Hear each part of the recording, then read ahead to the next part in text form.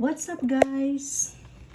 Good morning, good evening, good afternoon sa iba't ibang sulok na mayroong YouTube channel, sa iba't ibang sulok ng mundo.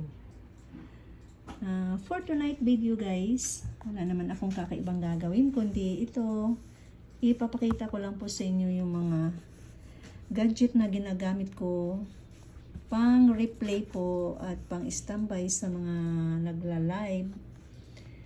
Kaso sa ngayon hindi ko na po sila magamit dahil totally blackout na. Ito 3 weeks na siya. Nagcha-charge siya pero hindi naman iilaw kapag in-on power mo siya. Power on, wala na. Ayaw na may ilaw. Tapos ito naman, ganun din. Nasira na siya last year October. At ito naman mga month pa lang ng March. Yan, last year nasira din. Yan. Pwede naman siyang ipaayos dito kaso lang ang mahal ng kanilang singil. Kaya sa sobrang mahal, kayang bumili ng mga yung mumurahin lang na brand.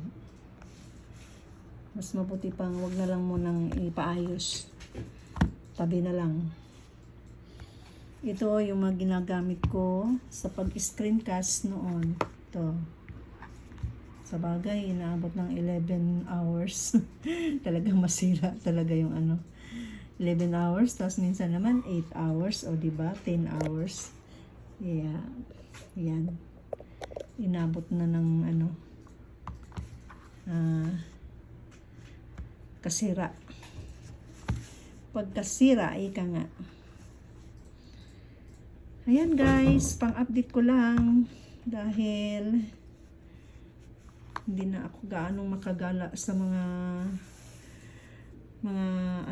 kapwa content creator, aking kapwa small YouTuber na mag-support sana sa kanilang mga live.